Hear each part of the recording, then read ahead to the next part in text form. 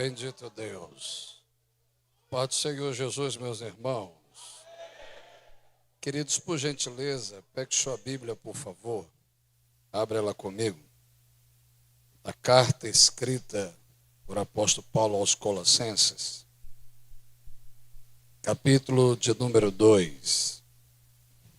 Versículo de número 7, 8 e o versículo de número 9.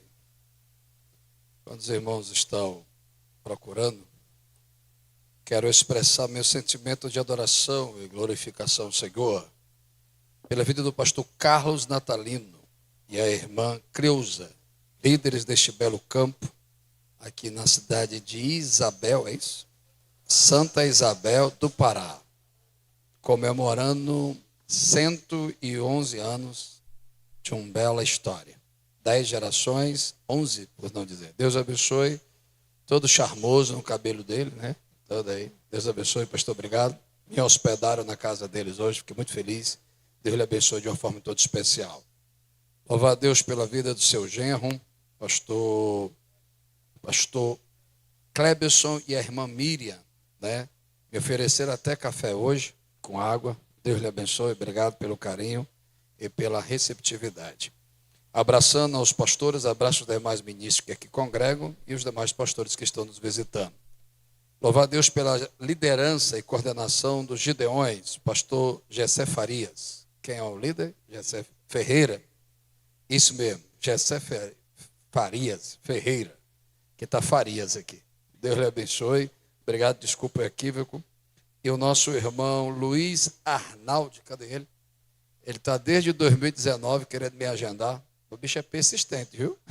Agarrou o anjo e não soltou. Deus lhe abençoe, meu filho, de uma forma toda especial. O irmão, vamos ver se você pronunciar, Ronanger, é isso? Ele está ali. Hoje a gente tomou um açaí daquele forte, viu? Até a minha pressão baixou, viu? Deus lhe abençoe. Queridos, carta aos Colossenses, capítulo 2, versículo de número 7, 8 e 9. Quem achou, diga graças a Deus.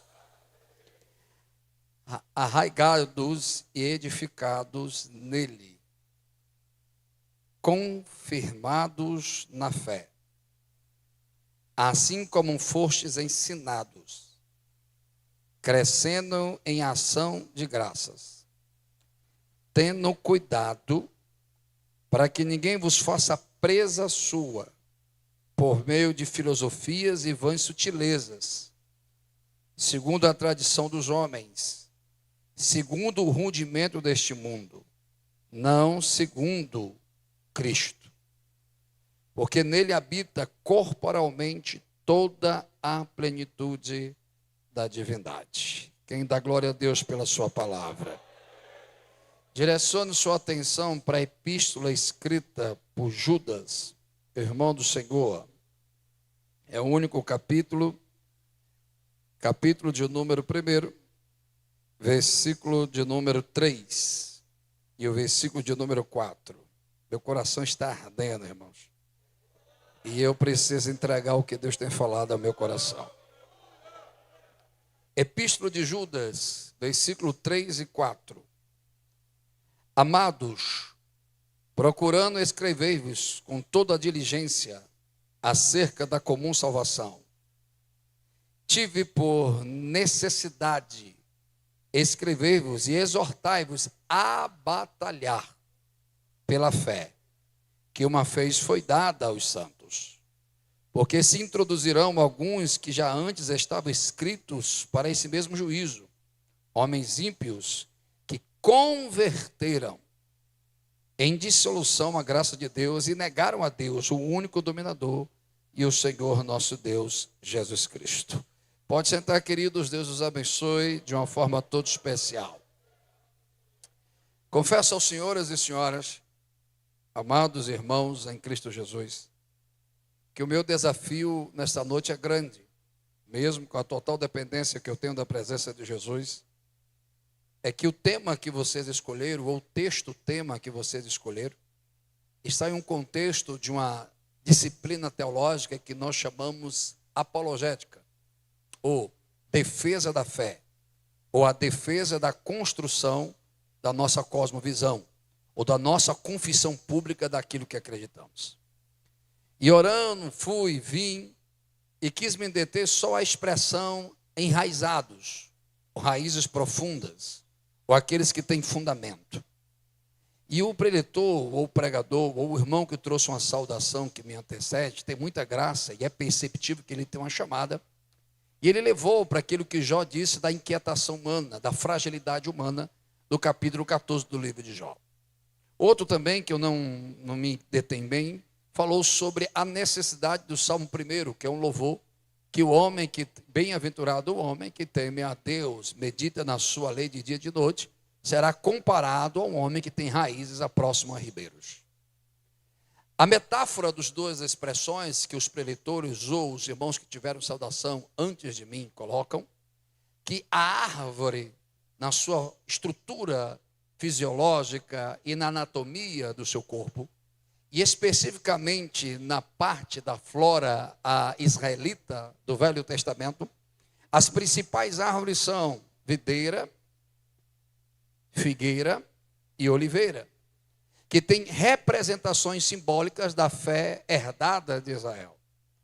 E as três plantas necessitam de água e sol. Necessitam de quê, irmãos? Sol. Água para o sustento e o sol para dar vitalidade e fertilidade. E uma aplicação espiritual, uma fé que não está conectada ao texto sacro, qualquer estação sem chuva de lá, a terra se seca e ela não sobrevive. Ou seja, o crente que vive de chuvas, ele vive de períodos e de festas. E na hora que a fé ela é contínua e desafiada, se a raiz dele não for profunda, num dia da adversidade ele seca e morre. É tão expresso e tão importante, ou por não dizer tão contemporâneo essa expressão, que a igreja evangélica em 111 anos, aqui na cidade de Santa Isabel, eu acredito que ela não chegou em 11 gerações, porque precisou só de chuva, ou de festa, ou de pregadores, ou de cantores, porque a festa passa, mas a raiz tem que estar profunda. Aleluia! Momentos passam, metodologias passam, filosofias passam, mas a palavra de Deus ela permanece. E eu nos meus 45 anos de idade, e que sirvo a Jesus desde 1997, e exerço o ministério da pregação desde 1999, eu vi muita gente chegar, eu vi muita gente florescer, mas na rapidez que floresce, é a mesma rapidez que seca, porque Paulo vai dizer que o ministro não pode ser neófito, que não pode ter um pouco de tempo de fé, porque a expressão grega para essa expressão bíblica, me dê a sua atenção, vai significar alguém que tem raízes pequenas, não raízes profundas. E esse contexto, Paulo está dizendo que em qualquer luta e qualquer prova, ele vai negar aquilo que ele acredita. Qual é a sua mensagem, pastor? Estou pregando para um povo pentecostal clássico. E o povo pentecostal clássico não precisa de chagões ou frases de efeito para se alegrar no espírito. Não precisa de jogo de luzes ou de fumaça. E nem precisa da capacidade da retórica do pregador. Ele se alegra de ouvir palavra e o seu coração se aquece de ouvir palavra. Quem veio ouvir a palavra? Então me permita, segundo a graça que Deus me concede, na dependência que eu tenho, lhe dizer que a intencionalidade do meu coração é despertarmos em nós a necessidade e não perdermos essa raiz, essa conexão com as doutrinas sacras. Alguém está me ouvindo aí atrás? O som está chegando? Ok. Porque quem vive de festa vai viver de momento, mas quem vive de doutrina vive de alimento contínuo.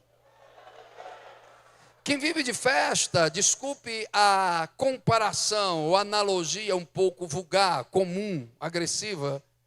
Quem vive de festa é aquele que vive de hambúrguer, de Coca-Cola, de pizza.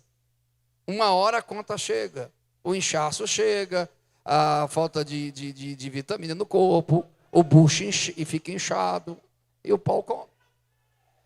Mas quem vive de doutrina, de devocional, que é amante diário das letras sagradas, ele tem feijão, ele tem arroz, ele tem jabá, ele tem açaí, ele tem peixe, ele sobrevive. Cadê a geração que ainda celebra a palavra de Deus? Levante suas mãos e me ajude a adorar. A síntese, e é recomendável pela hermenêutica bíblica ao pregador se deter só ao texto. Parar de falar de si e falar do texto. E é recomendável ele ler o texto, explicar o texto e aplicar o texto. A carta aos Colossenses, ou a epístola escrita por apóstolo Paulo da prisão, uma igreja na cidade de Colossos, que das poucas igrejas que Paulo escreveu no cânon do Novo Testamento, a única, ou por dizer, uma das únicas que ele não foi presencialmente, mas a sua influência doutrinária os alcançou, foi a igreja na cidade de Colossos. E esta epístola tem a sua síntese bem clara: defender a confissão de fé daquilo que chamamos deidade, ou dentro da teologia que nós explicamos, teoteologia, ou seja, a teologia que estuda a natureza de Cristo como Deus. Pois o contexto diz, não durma não por favor, que foram introduzidos alguns homens na igreja de Colossos, como também na igreja de Laodiceia e como na igreja de Éfeso, homens que diziam: não vamos crer em Cristo como 100% divino, ele é só um homem profeta. E desconstruíram aquilo que João fez quando foi inspirado pelos presbíteros que chegaram para ele: macho, já tem 3 evangelhos sinóticos para evangelizar os judeus, os gregos e os romanos, mas precisamos de um evangelho apologético, um evangelho que ensine a igreja a não perder seu contato com a divindade de Cristo.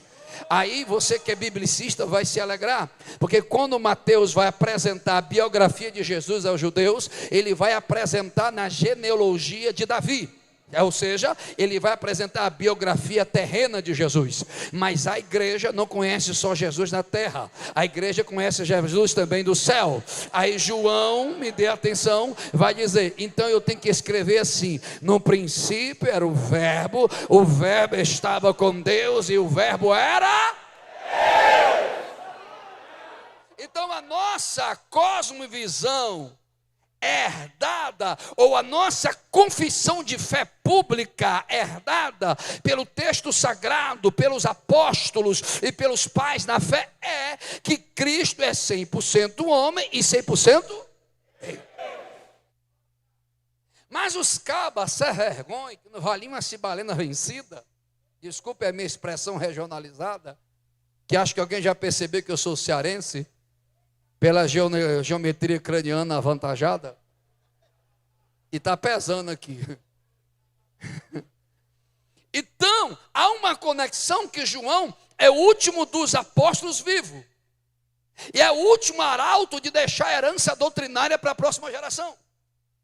Mas Satanás não está preocupado quem está lá na bagaça, quem está lá no risca-faca, quem está na safadeza, na serregonhice. Ele está preocupado com quem está aqui dentro. Porque se eu tiver enraizado, se eu tiver com raízes conectadas com as sagradas escrituras, pode vir a seca, pode vir a perseguição, pode vir o que for, mas a Bíblia nos diz, até na velhice, alguém vai pegar, quem tem raiz vai dar fruto para cima. Alguém está aí? Quem tem raiz em Cristo, me dê um sinal.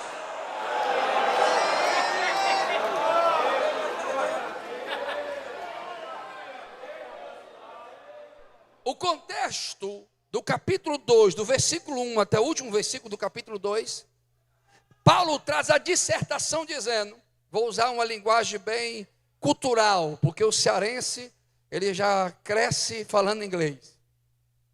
On to high, on to rain.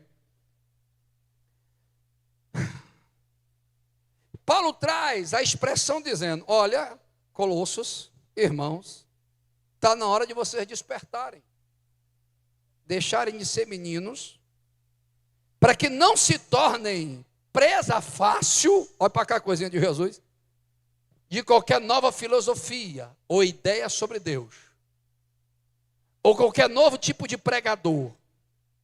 Está na hora de vocês criarem raízes e pararem de ser meninos e ter intimidade com o Senhor. Não é qualquer novo TikTok, nem é qualquer novo YouTube, não é qualquer novo movimento que vai mudar o vosso pensamento em Cristo. Vocês precisam ficar naquilo que herdaram. Pois existia na igreja de Colossos 3 tipos de fermentos hereges. Quantos tipos de fermentos? Povo bom de pregar. Primeiro, aquilo que nós chamamos fé abstrata. Crê, mas não obedece. Ou seja, a crença filosófica. Serve Deus no domingo, mas está sem vergonha na segunda. Graças a Deus que aqui não tem gente assim. Segundo, é o chamado fé racionalizada, ou uma fé de ordem gnóstica, do conhecimento. Ou seja, eles diziam que a matéria é ruim, então a matéria, a carne não pode se converter. E se a carne não pode se converter, então Cristo não pode ser adorado se ele veio em carne. Vai pegando. Então, Cristo não pode ser adorado porque Cristo veio em carne. Mas foi na carne que o nosso Cristo venceu. Alguém está me ouvindo? Acorde. Aí eles diziam, mas salvo é o espírito. Ou seja, pode viver na safadeza, mas o teu espírito vai ser salvo. Uma vez salvo? Alguém pegou? É a mensagem antiga com roupagem novas. Aquilo que nós chamamos hoje de hipergraça. Deus me ama tanto que Ele continua concordando com minha vida profana. Porque no dia do arrebatamento o corpo não vai ser salvo, só o espírito. Isso naquela época. Outro é o chamado fé legalista. Ou seja, que as tradições são mais importantes do que o texto sagrado. Que a opinião do dogma é mais importante do que a parte expositiva do texto. Você entendeu? Estou falando para pessoas inteligentes. Ou seja, ele dizia, não, só pode ser cristão se guardar as luas, se guardar o sábado, se guardar as tradições. Aí Paulo, aí se tu não reagir, eu vou jogar água em tu. Vem e arrebenta tudo.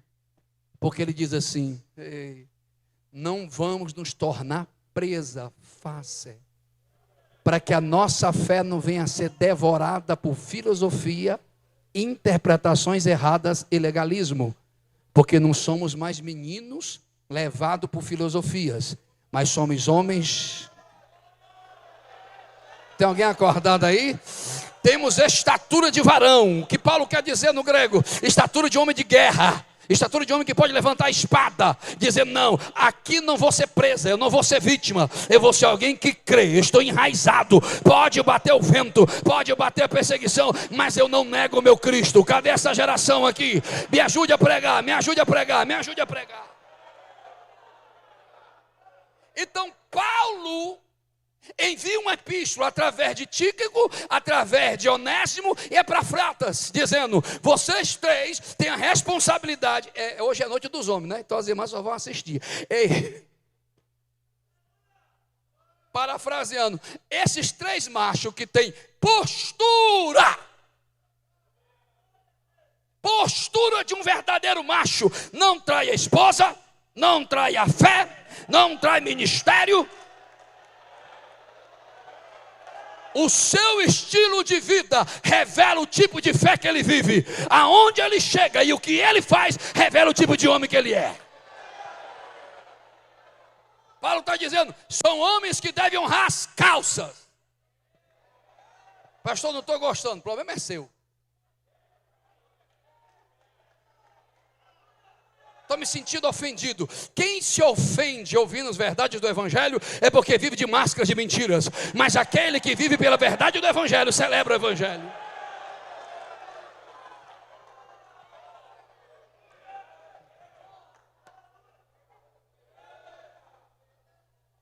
Então, Paulo Paulo está dizendo, eu entro no desenvolvimento da aplicação do texto, que para sobreviver 111 anos,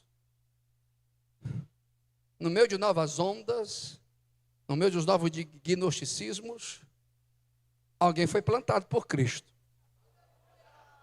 Alguém enraizou. Essa doutrina sobreviveu. Qual doutrina? Jesus salva, Jesus cura, Jesus liberta, Jesus batiza com o Espírito Santo e Jesus leva para o céu. Cadê? Quem tem Bíblia? Quem tem Bíblia? Quem tem Bíblia? Quem tem Bíblia? Quem tem Bíblia? Levante ela para cima, pelo amor de Deus. Enche esse pulmão de ar, envergonha as trevas aí. Quem acredita que este é o centro da sua fé? A fé vem pelo ouvir e ouvir.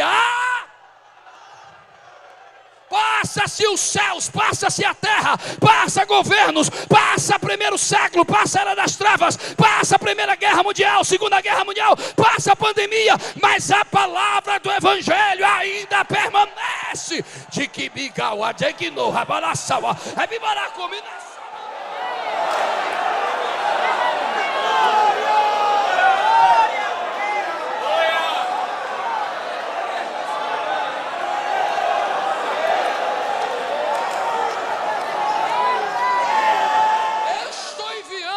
Ministros com postura de guerra, homens que são habilitados com espada, homens que podem ensinar porque vivem o que ensinam,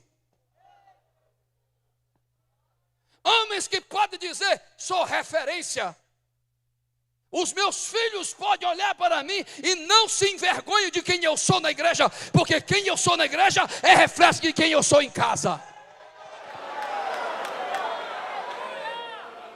Vocês convidou um doido para pregar. Aí, leve, ensine que Cristo habita a plenitude, que Ele é a cabeça, e que nenhum principado vai envergonhá-lo, porque Ele venceu na carne os nossos pecados.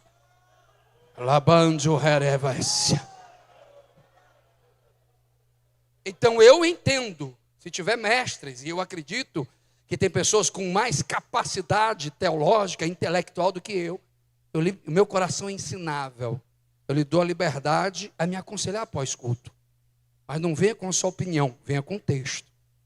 Porque entre a sua opinião e o texto sempre será mais importante.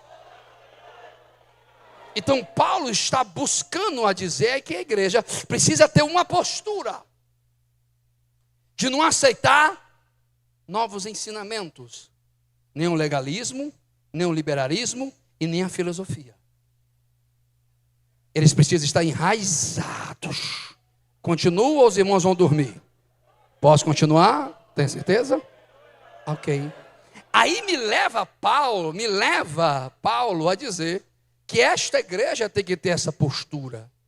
E um cabo que já tinha assumido essa postura foi Judas, irmão de Tiago, presidente da igreja em Jerusalém, que presidiu a primeira convenção do capítulo 15 de Atos.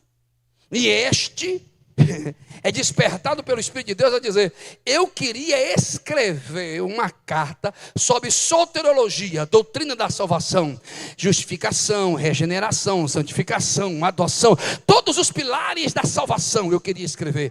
Mas porém, o povo que eu estou apacentando está se perdendo, as raízes deles não estão profundas, e os hereges estão levando com as dancinhas de TikTok, com as filosofias modernas, com eu queria escrever sobre salvação. Eu queria enxergar vocês. Eu estou parafraseando, acho que alguém está me entendendo, que eu estou entrando no romancismo do texto.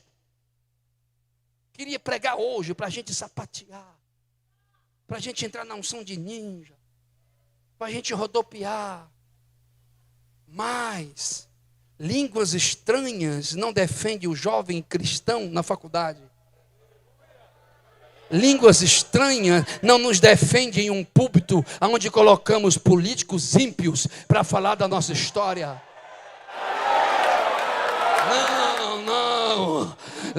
Não. não os conchaves das instituições atrás e as corrupções das mesas, de cartas compradas dentro das convenções, não defende a identidade da igreja. O que defende a identidade da igreja é a sua raiz da Escritura Sagrada, é a sua paixão pela Escritura. Fechou a cara, obreiro? Não gostei do que falou? Eu vou lhe dar o conselho do que Deus falou para Caim: se tu não procederes bem, não será aceito, se não será reprovado, porque a vossa face cai, a face de Caim cai diante da verdade. Alguém está me ouvindo aqui?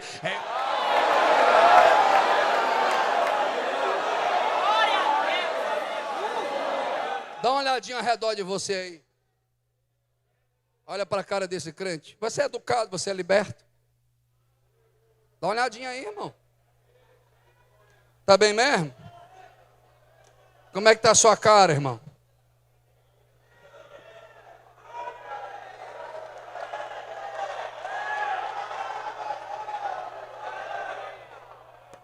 Porque se certas verdades me incomodam,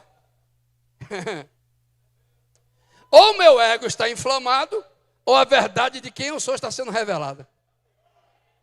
Aí Judas vem assim: ei, quer saber de uma coisa? Não vou pregar mais uma mensagem evangelística, não. Eu vou trazer uma palavra apologética. E vou vos convidar a batalhar, a guerrear. Pegue na mão de alguém com todo respeito. Só vou pregar mais 20 minutos, tá bom? Pegue na mão do irmão. Só se você é educado, liberto. Agora, se você é um serafim de 6 asas, que não precisa participar do culto, fique à vontade. Você é perfeito. Você já é o terceiro céu. Eu estou falando para irmãos que precisam de graça. Se você não precisa, fique do jeito que você quiser. Pegue na mão, por favor. Dá uma balançada pentecostal, vê se ele acorda aí. Diga: é para batalhar, irmão.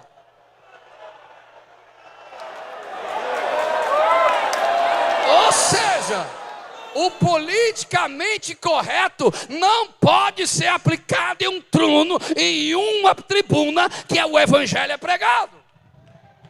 Não dá. Jesus é bem claro: o caminho largo revela a porta larga que leva à perdição. O caminho estreito revela a porta estreita que leva à vida eterna. Mas não. Me convidaram e disseram: pastor Antônio Márcio, eu gosto muito da sua forma de pregar, mas o senhor poderia ser um pouco menos agressivo. Eu digo: macho, mas eu sou um cara tão legal, tão legal. Eu sou gente fina. Diz: não, é porque o meu filho está no 2º casamento. O meu vice-presidente é um grande empresário aqui, e ele já divorciou 3 vezes. Aí eu digo: mas o que você quer dizer com isso? Não pregue contra divórcio, não. A gente gosta tanto de tu. E se você quiser, a gente aumenta até a oferta. Eu digo: então, meu filho, cancele. Não vai vir não, pastor? Vou não. Jesus não me tirou de uma favela chamada Inferninho, no mundo da bagaça do crime, para me ficar com minha boca amordaçada, porque tem gente que está devendo a verdade. Alabando, eu tenho uma palavra para esta casa.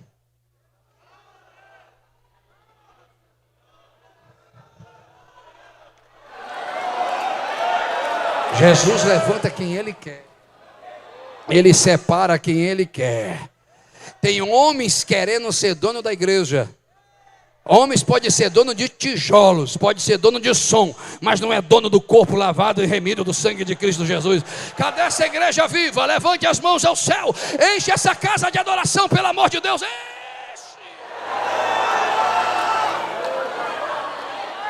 Então, Judas confirma o que Paulo está dizendo: todo aquele que não nega a fé, todo aquele que não nega a Escritura, todo aquele que não nega a Santa Trindade, todo aquele que não nega as santas confissões bíblicas, ele vai ter que parar de ser abestado. Ele vai ter que abrir o peito e dizer: é isto que eu creio. E se é isto que você crê, então 3 coisas vão acontecer. O diabo se levanta, os homens te perseguem, mas Jesus te enche de graça.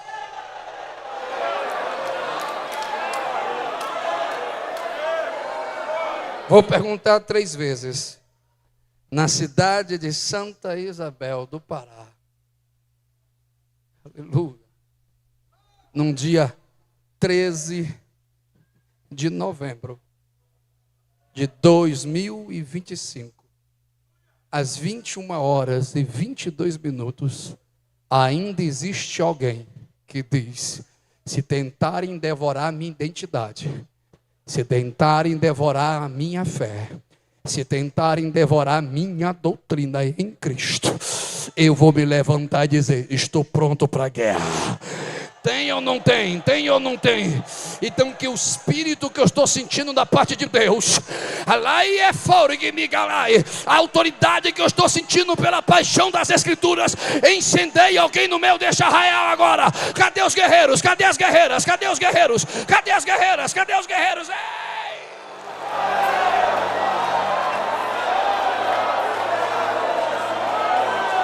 A igreja brasileira precisa se levantar e limpar nossas tribunas dessa imundície filosófica, dessa teologia neoliberal, e voltar para as santas Escrituras. Cadê os guerreiros? Cadê os guerreiros? Cadê as guerreiras? Recebe um som aí onde você está.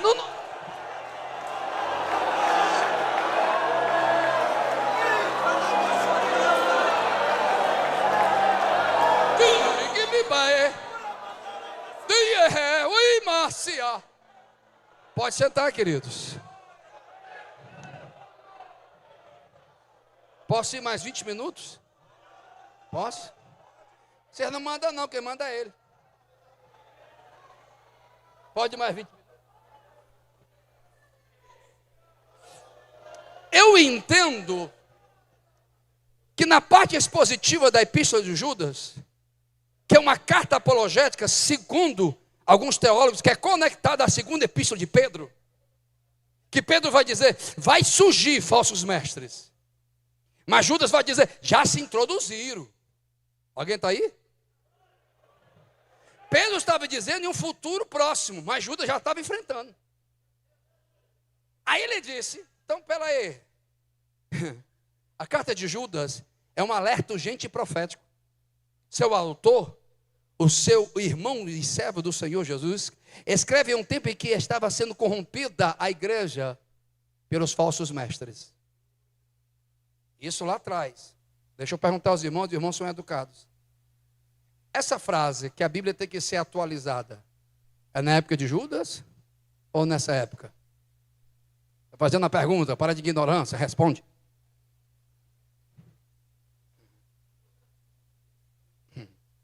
Essa expressão, que o divórcio não é mais para o adultério ou prostituição, mas para incompatibilidade de temperamento, é na época de Judas ou não nessa época?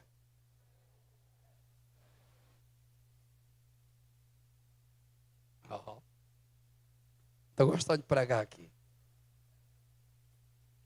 Essa expressão está na Bíblia, mas não está no Evangelho. É da época de Judas ou nessa época? Essa pregação, que a Bíblia não é a palavra de Deus, ela contém ou ela revela, é na época de Judas ou nessa época? Então vamos lá. Os senhores e senhoras estão me dizendo que essas frases que eu acabei de expressar, que são de pregadores modernos, que são frases do mundo pós-moderno, vem da época de Judas. Então os senhores estão me dizendo que o caminho da serpente, do engano, não é novo, é velho, mas é atual. Então ele não veio para perseguir a igreja. Desculpe quem gosta de filosofias partidárias, de filosofias de esquerda, você vai ficar com raiva de mim, mas eu preciso rasgar o verbo. O progressismo moderno, ele não vem para perseguir. Ele veio para se introduzir e desconstruir por dentro. Ele quer criar o sistema novo. Ou seja, as causas sociais são mais importantes do que as causas bíblicas. Então, o social é mais importante do que verdades bíblicas. E se as verdades bíblicas ofendem a causa social, então essa verdade não pode ser dita. Está entendendo? Você é inteligente? Ou jovem evangélico, que está na geração pós-moderna, quebradora de tabus, a mais inteligente, a mais top, diz que o aborto não pode ser considerado pecado, porque é uma causa social. Mas imagine se a época de Jesus, a filosofia da ideologia política é mais importante do que a Sagrada Escritura. Alguém pode dizer, está grávida Maria? Tá. José não é o pai? Não. Então é bom você abortar, porque senão você vai ser apedrejada. Porque você é dona do seu corpo e você faz o que você quiser. Aborte Jesus. Então imagine Maria abortando Jesus, se a gente tinha salvação hoje. Mas louvado seja Jesus, que as máscaras daqueles que idolatram a política é mais importante do que a verdade bíblica para ele.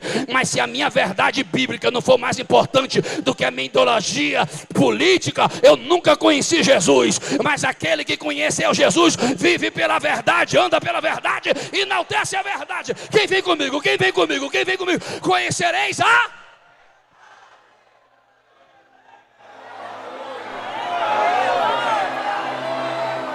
Deixa eu terminar a mensagem. Repita após mim. Eu preciso. Fale para fora, vamos lá. Eu preciso batalhar pela fé. Eu preciso lutar na minha raiz, para não me tornar presa da filosofia humana. Então eu vou expressar aqui mais 5 minutos, o pastor já está olhando para mim, que eu acho que já é 9h30, acho que a gente tem que acabar agora. Amanhã a gente tem mais tempo para pregar. Oxe, vocês estão balançando a cabeça, vocês têm que falar com o líder, não é comigo não. Posso falar sobre alguns perigos que estava na época de Judas e que se repete na nossa época? Pode, gostei do senhor.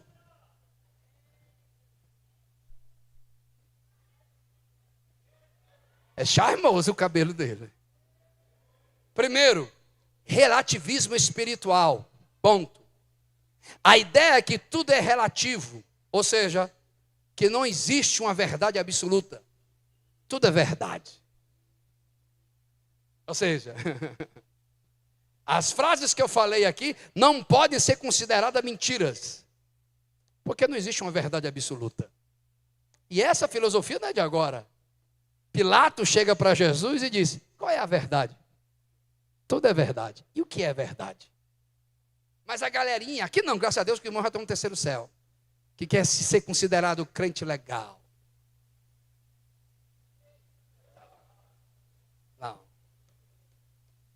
Se o evangelho que eu creio não me custa nada, este não é o evangelho de Cristo.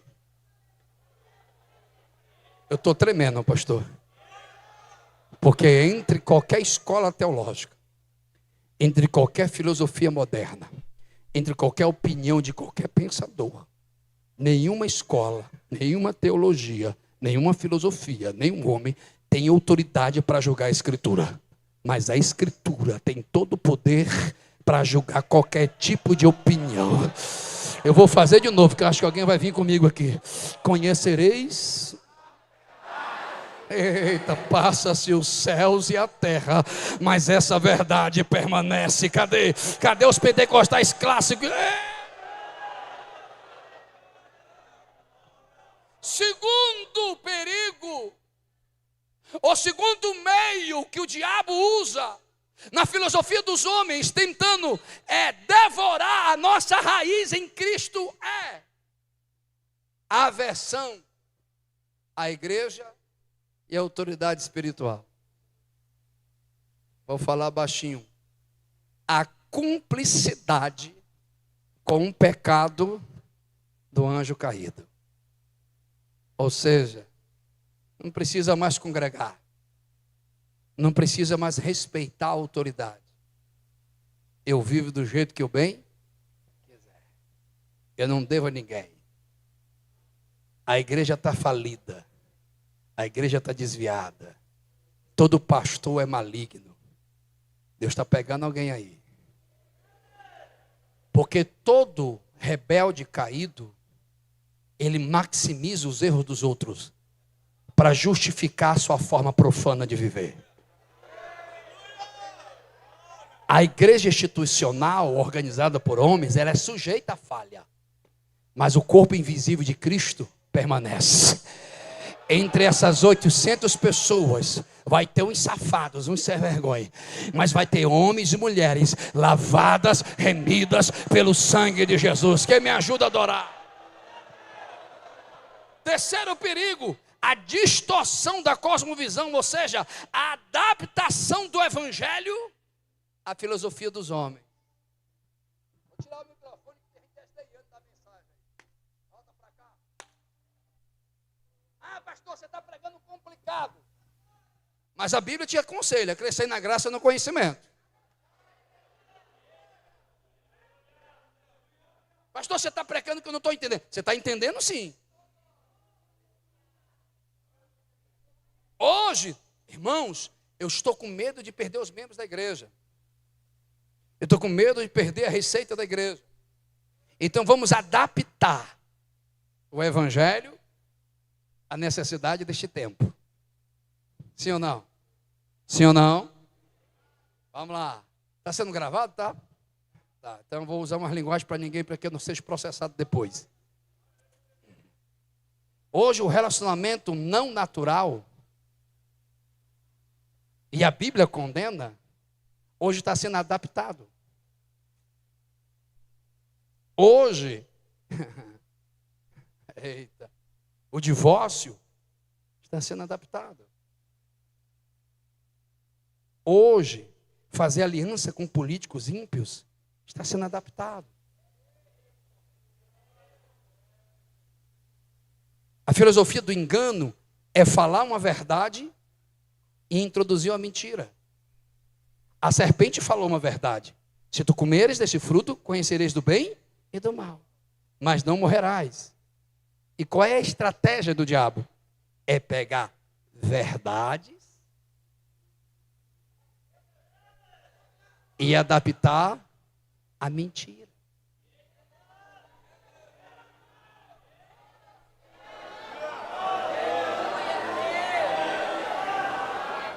Meu pastor Carlos, desceu um temor tão grande no meu coração. Lemando, o céu do Pará está em guerra de principados. Profanos de todas as nações vieram. Homens malignos estão devorando a terra. Mas o Espírito do Senhor está me tomando. Ló não vai se queimar com Sodoma, porque enquanto ele tiver a presença, Deus pega pela mão e diz: sai meu povo, sai meu povo, sai meu povo, Babilônia não é seu lugar. Aleluia.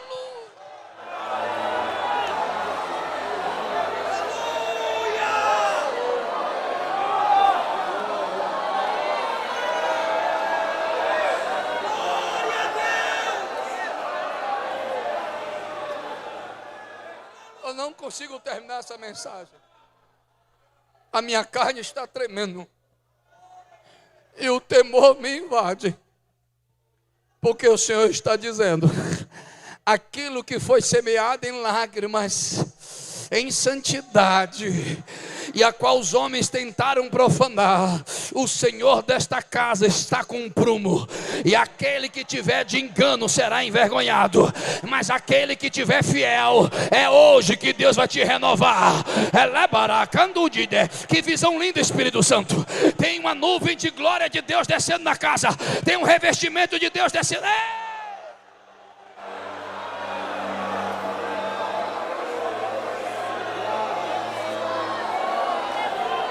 Vou expressar 3 vezes.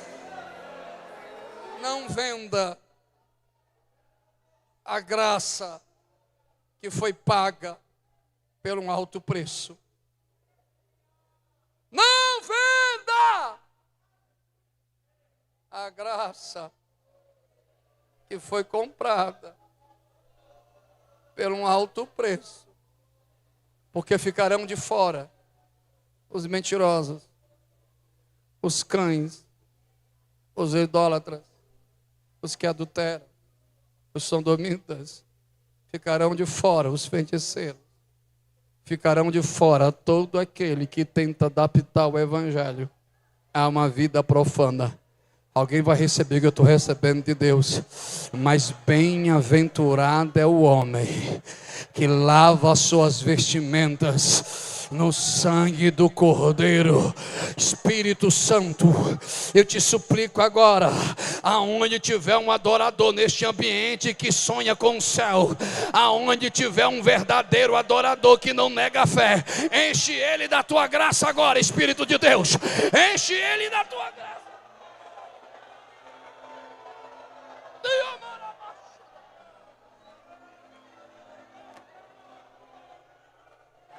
Relativismo espiritual, aversão à autoridade da igreja e seus líderes, distorção da cosmovisão cristã, a adaptação da doutrina a uma vida profana mundana. Termino. Quarto perigo, quarto meio que o diabo usa os homens tentando devorar a raiz da igreja, a essência da igreja, a identidade da igreja. É o hedonismo moderno. Hedonismo vem da mitologia grega. É o casamento entre Eros e Psique, que nasce a deusa Edonê, que é a deusa do prazer. Ou seja, a cultura do prazer é a mentalidade que adoece essa geração. Ou seja, viva tudo o que você deseja e não dê limite. Hoje eu me ajoelhei naquele quarto, depois que o pastor, em seus lapsos emocionais e mentais, ele repetiu 5 vezes a mesma história. Eu disse: Jesus, esse é um homem inteligente, está saudio, por que ele está repetindo essa mesma história? Eu entendi que Deus estava advertindo a mim e essa geração de pregadores, que ele dizia: conhece o pregador tal? Eu disse: conheço, é um prostituto. E ele se repetiu de novo: conhece o betano tal? Ele profanou, foi para prostíbulo, gastou o dinheiro da oferta com prostitutas. Ele falou a terceira e a quarta vez, e eu fui para o meu joelho: Jesus, que eu não seja mais um a usar a inocência da igreja para me promover e me enriquecer e depois prostituir. Guarda, Senhor, meu coração, guarda dessa geração perversa, guarda, Jesus, da geração perversa.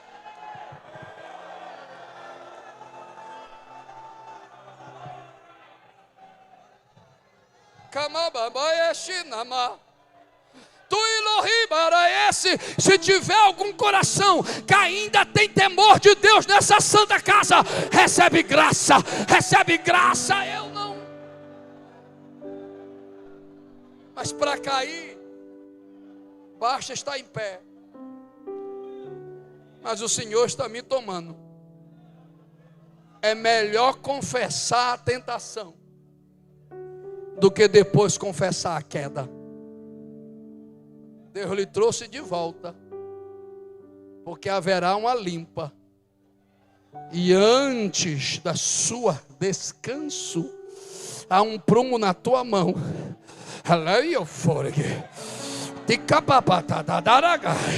O Senhor me possui, diz: eu acrescento dias e acrescento saúde, porque uma obra que começou há 18 anos atrás, eu, diz o Senhor, vou concluir nesta casa. Aonde tiver profeta, aonde tiver profetiza, recebe graça de Deus onde você está aí. Pegou, desceu, e papapá, e digala para canara para calatarataria, e bibara para xidama.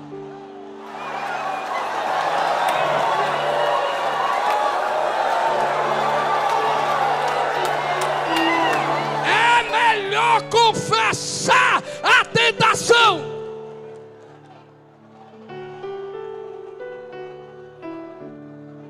Todos em pé. Não consigo terminar essa mensagem hoje.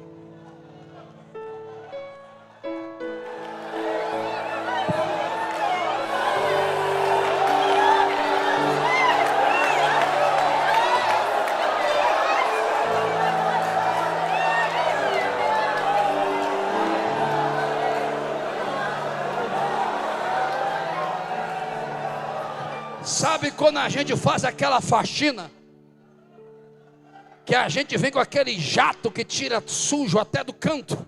É o que está acontecendo nessa casa.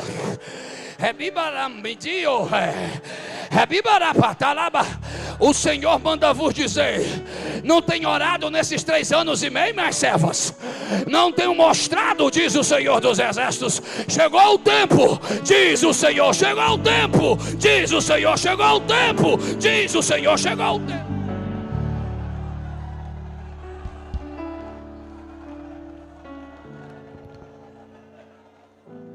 Olhe para mim encerrar. Judas diz no versículo 18 e 19: nos últimos tempos haverá zombadores, andando segundo as suas paixões ímpias. São estes os que promovem divisões e não tem o Espírito Santo. Quando um profano faz parte do ministério, quando quem vive de engano, de desejos descontrolados, ele vai gerar o quê? Ferir a liderança e dividir a casa. Porque se divide a casa, tira o foco dele. Eu não sei se eu vou voltar para pregar aqui mais não. E nem sei se eu vou voltar para pregar amanhã. Mas eu tenho que entregar o que Jesus está me dizendo. Se arrependa enquanto ainda há tempo. Porque o Senhor me mostra um grande acidente. Carros amassados e sangue na pista. E o Senhor está dizendo: eu darei sinal de vida para o avivamento, se tiver arrependimento. Mas se não tiver arrependimento, eu darei sinal de morte, para que todo o povo volte a temer que o Deus dessa casa ainda é santo, diz o Senhor dos Exércitos.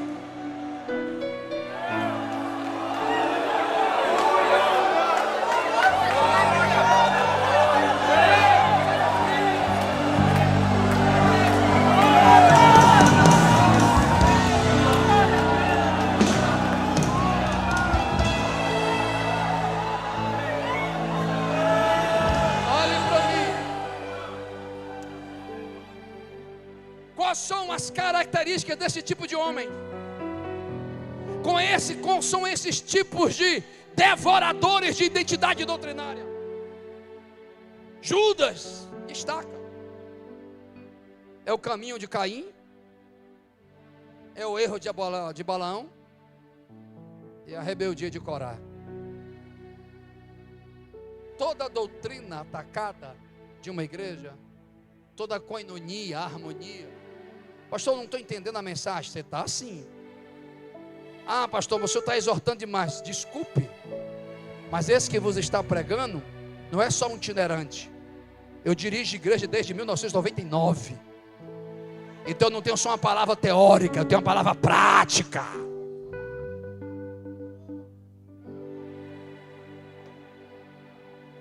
Todo foco de profanação parte, primeiro, da inveja de Caim. Ele não consegue ter espiritualidade, ele não consegue ter comunhão com Deus, e ele detesta quem tem. É a chamada inveja da identidade. Não é inveja do que Abel tem, é inveja de quem é Abel. E a inveja é a manifestação da incompetência de uma vida medíocre. Segundo, Balaão só faz a obra com a intenção da ganância. Ele não visa o bem-estar da noiva. Ele só visa explorar a noiva. Ele nunca vai dizer assim: vou ali apacentar. Primeira coisa que ele pergunta: quanto é que eu vou ganhar? E terceiro, a rebelião de Corá.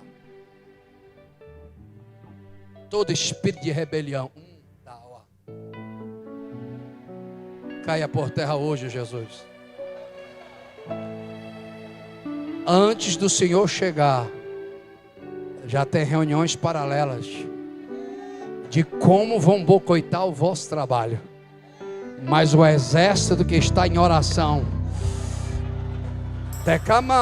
se o Espírito de Deus está me usando aqui, se é verdadeira a palavra que eu estou pregando, aonde tiver um crente lavado e remido pelo sangue, aonde tiver um adorador, recebe a autoridade de Deus. Entra na guerra agora, entra na guerra agora, entra na guerra agora.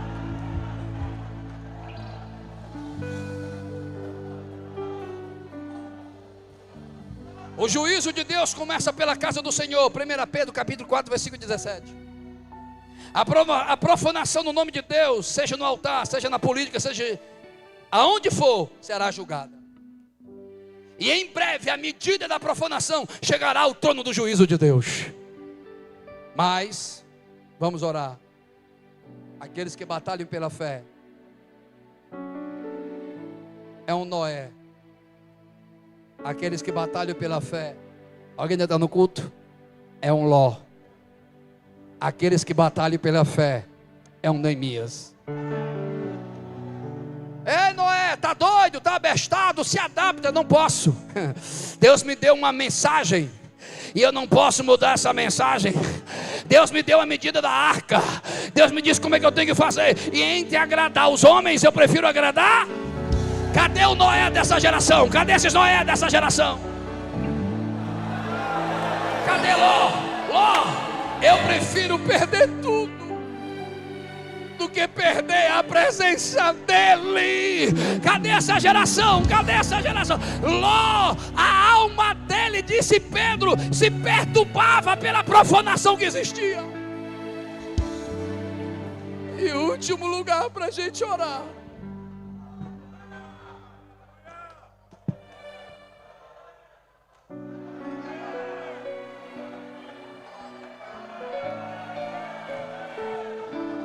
Que haja temor de Deus em nós. Que haja temor de Deus em nós.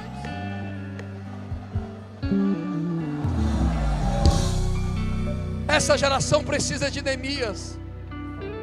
Homens que não aceitam Jerusalém destruída. Homens que não se conformam que o muro da santidade, da sã doutrina seja derrubado. Homens que se dispõem, eu preciso fazer. E mesmo que alguém diga, desce, larga, não tem jeito. Mas Neemias vai dizer, eu não posso parar, porque eu estou fazendo uma grande obra. Eu não posso parar. Eu não posso parar. Eu não posso parar. Eu não posso. Feche os seus olhos, curve sua cabeça. Preciso passar para o pastor e pedir permissão a ele. Já é 9:50. Mas eu preciso. Posso, pastor, orar pelo povo? Posso orar pelo povo? Lamal Ashima. Posso orar com vocês? Mas eu quero orar por aqueles que vão se achar do Noé. Eu quero orar por aqueles que vão se achar de um Ló. Eu quero orar por aqueles que vão se achar do Neemias. Eu quero orar por aqueles que querem raízes profundas para dar fruta em cima. Eu quero orar por aqueles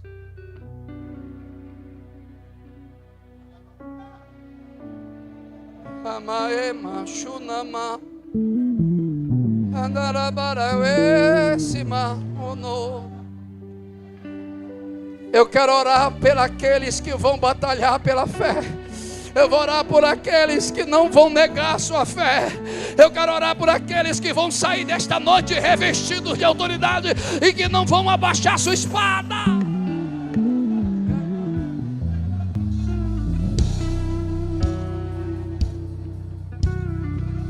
Corre, guerreiro, para receber seu renovo.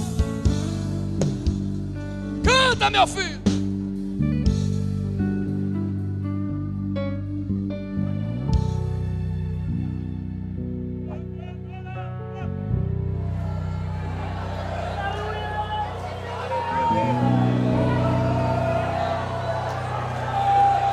Já tem guerreiro e guerreira sendo revestido de autoridade aí. Já tem homem e mulher de Deus recebendo revestimentos de Deus aí. Cadê a água? Vai dar tempo mais não, eu vou orar. Era para ter cantado, vai embora. Coromaie, Shia, escuta aí. Aleluia, Jesus. Shia, Ramaue.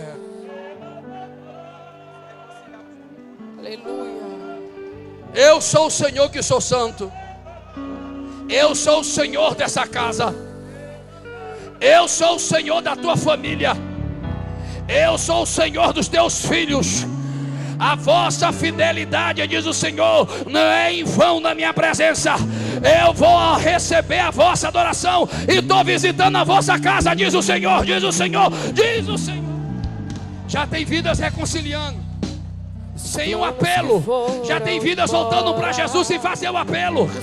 Canta, meu filho. Se perdeu, o que era festa e agora é luto do que já morreu. Microfone para a cantora. Não podes pensar que este é o teu fim. Não é o que Deus planejou. Levante-se do chão e erga um clamor.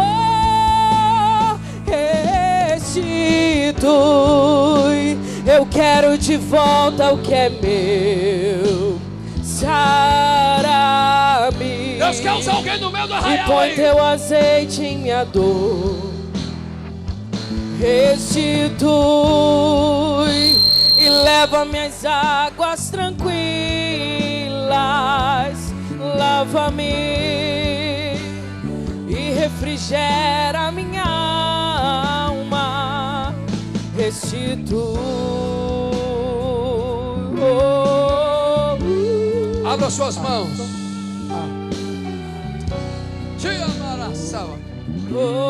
Eu vou orar pelas vossas mãos. E eu vou pedir de Deus um revestimento de autoridade. E se você crê em receber, você vai orar por alguém, Jesus vai batizar e Jesus vai curar. Pai, eu te peço agora, Espírito Santo, aonde tiver um guerreiro, aonde tiver uma guerreira, aonde tiver um homem de Deus, recebe agora, recebe agora, recebe agora.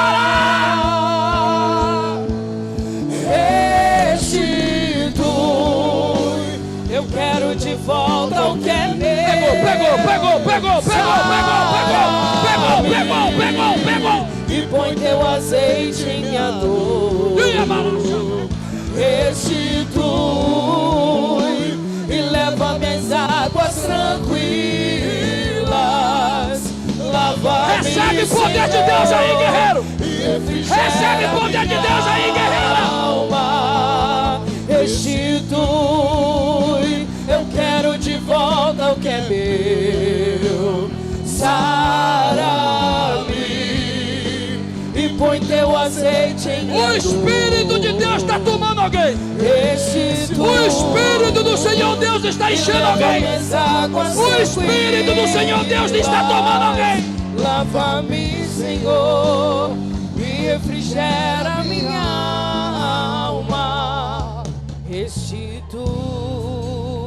Olhe para mim passar para o pastor. Olhe para mim, por favor. Você crê nessa verdade? Vou perguntar de novo. Você crê nessa verdade? Você vive por essa verdade? Então abra suas mãos. Vivemos não por vista. Vivemos pelo que cremos. Como vive o Senhor, E verdadeira e santo esta palavra. E poderoso é o sangue de Cristo. Sobre a tua mão, como vive o Senhor, haja chamas do fogo do Espírito agora. Rebio Elohim, Shanakau, Efaturie, Rebarabata, quando do Quinini, Rebibarabata, todo Ingueva. Se tu crê, coloca a mão sobre alguém agora. Coloca a mão sobre alguém agora. Deixa Deus te usar. Agora, agora. Recebe agora, recebe agora, recebe agora. Poder, poder, poder, poder, poder. Poder de Deus, poder de Deus, poder de Deus.